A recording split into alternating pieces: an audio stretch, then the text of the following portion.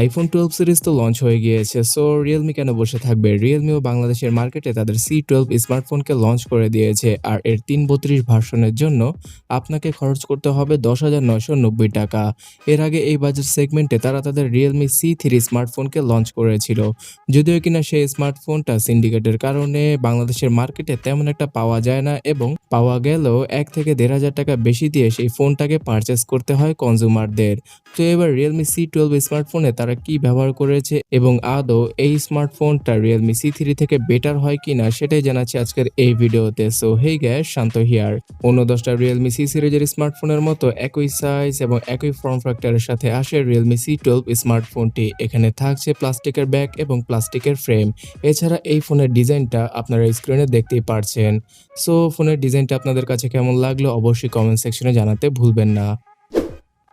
আর display সেকশনে ফোনটির মধ্যে ইউজ করা হয়েছে 6.5 ইঞ্চির একটি এইচডি প্লাস রেজুলেশনের আইপিএস এলসিডি প্যানেলের ডিসপ্লে, যেখানে কিনা গরিলা গ্লাসের প্রোটেকশন দিয়েছে তারা। তবে কোন জেনারেশনের গরিলা গ্লাস ইউজ করেছে তারা সেটা একদম স্পেসিফিকভাবে জানায়নি। খুব সম্ভবত তারা গরিলা গ্লাস 3 কে ইউজ করেছে এই ফোনটার প্রোটেকশন হিসেবে। আর রিয়েলমি C12 স্মার্টফোনে যেহেতু থাকছে নচযুক্ত ডিসপ্লে, তাই এখানে নচের মধ্যে আমরা ইয়ারপিস সেন্সর এবং 5 মেগাপিক্সেলের একটি ডিসেন্ট সেলফি ক্যামেরা দেখতে পাবো। সো বন্ধুরা, রিয়েলমি তাদের ম্যাক্সিমাম সি সিরিজের স্মার্টফোনে এই 5 মেগাপিক্সেলের সেলফি ক্যামেরা ইউজ করে থাকে, যেটা কিনা বাজেট অনুযায়ী আপনাকে তেমন ভালো কোয়ালিটির সেলফি দিতে পারবে না। এছাড়া ফোনটির পেছনে থাকছে, অর্থাৎ রিয়ার সাইডে থাকছে 13 মেগাপিক্সেলের ট্রিপল ক্যামেরা সেটআপ। যদিও কিনা 13 মেগাপিক্সেলের সেন্সরটা সবচেয়ে কাজের একটি সেন্সর, কিন্তু বাদবাকি যে দুইটা সেন্সর রয়েছে 2 মেগাপিক্সেলের সেটা একদম ইউজলেস।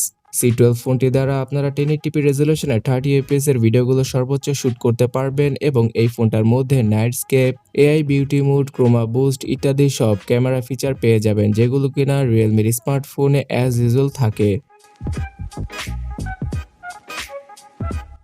তবে পারফরমেন্সের ক্ষেত্রে তেমন আশানুরূপ কোনো প্রসেসর ইউজ করতে পারেনি রিয়েলমি। এখানে মিডিয়াটেকের G35 SoC-কে ইউজ করা হয়েছে রিয়েলমির এই স্মার্টফোনটির মধ্যে, আর এই প্রসেসরটি দ্বারা আপনারা নর্মাল সব কাজগুলো করতে পারবেন। তবে আমি সাজেস্ট করব অবশ্যই সবগুলো অ্যাপের লাইট ভার্সনগুলো ইউজ করার জন্য, তাহলেই এই ফোনটি দ্বারা আপনারা অনায়াসে খুব ভালো একটা পারফরমেন্স পাবেন। নয়তো রিয়েলমির এই ফোনটা 3GB র্যাম থাকার কারণে এবং মিডিয়াটেক G35 SoC-টির কারণে তেমন ভালো একটা পারফরমেন্স আপনাদের প্রদান করতে পারবেন না। আর আপনারা অনেকেই মনে করে থাকেন যে মিডিয়াটেকের G সিরিজের প্রসেসর যেহেতু ইউজ করা হয়েছে তাই এটা একটা গেমিং প্রসেসর। আসলে সত্যি কথা বলতে আপনারা লুডো গেমটি খুব অনায়াসে খেলতে পারবেন ফোনটি দ্বারা, এবং সাবওয়ে সার্ফার, টেম্পল রানের মতো গেমগুলো এই ফোনটা দ্বারা খুব ভালোভাবে প্লে করা যাবে। তবে হাই গ্রাফিক্সের গেমগুলো একদমই প্লে করা পসিবল নয় ফোনটি দ্বারা। যদি প্লে করতে চান তাহলে 30 fps অথবা 25 fps এর মতো আউটপুট পাবেন। সো যারা কিনা গেমিং এর জন্য এবং হাই পারফরমেন্সের জন্য ফোনটিকে পারচেস করতে চাইছেন তাদের জন্য এই ফোনটি নয়। আর মিডিয়াটেকের G35 SoC সম্পর্কে হয়তো আমাকে নতুন করে কিছু বলতে হবে না।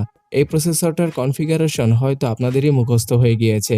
এছাড়া 3GB র্যামের পাশাপাশি 32GB ইন্টারনাল মেমোরি থাকছে রিয়েলমির এই ফোনটিতে, এবং আপনারা ট্রিপল কার্ডের স্লটও পেয়ে যাবেন এই ফোনটিতে। সো এসডি কার্ডের সাহায্যে ফোনটার মেমোরি আপনারা আরও বেশি এক্সপ্যান্ড করতে পারবেন।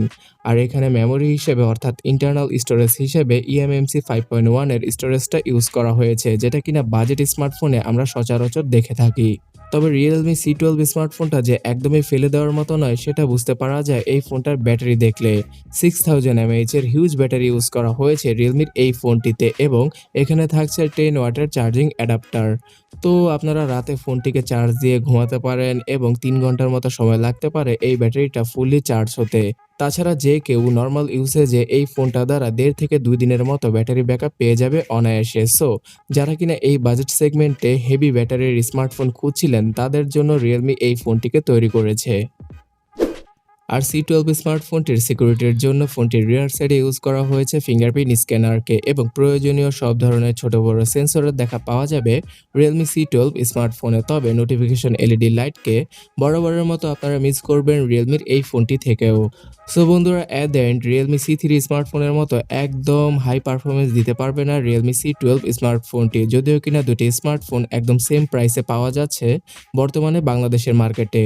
রিয়েলমি C12 স্মার্টফোনে আছে 6000 mAh এর ব্যাটারি, অন্যদিকে C3 স্মার্টফোনে ব্যবহার করা হয়েছে 5000 mAh এর ব্যাটারি। তবে C3 স্মার্টফোনটা যে দিক দিয়ে সবচেয়ে বেশি এগিয়ে থাকবে সেটা হচ্ছে গিয়ে এর পারফরম্যান্স। MediaTek'ের G70 SoC কে ইউজ করা হয়েছিল Realme C3 স্মার্টফোনে, যার জন্য যারা কিনা গেম খেলতে ভালোবাসেন তারা PUBG'র মতো গেমগুলো 40 FPS এর আউটপুটে খেলতে পারতেন।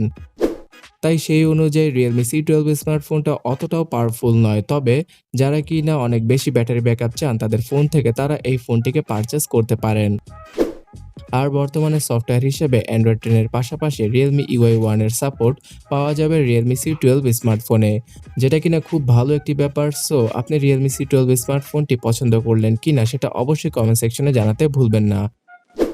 তো বন্ধুরা, এট দ্য এন্ড ভিডিওটি ভালো লাগলে অবশ্যই লাইক বাটনে ক্লিক করবেন এবং এই চ্যানেলটিকে সাবস্ক্রাইব করে রাখবেন যদি আপনি না করে থাকেন, কারণ আমি এরকম ভিডিওগুলো রেগুলার আপলোড করে থাকি। তো দেখা হচ্ছে পরবর্তী ভিডিওতে। টাটা।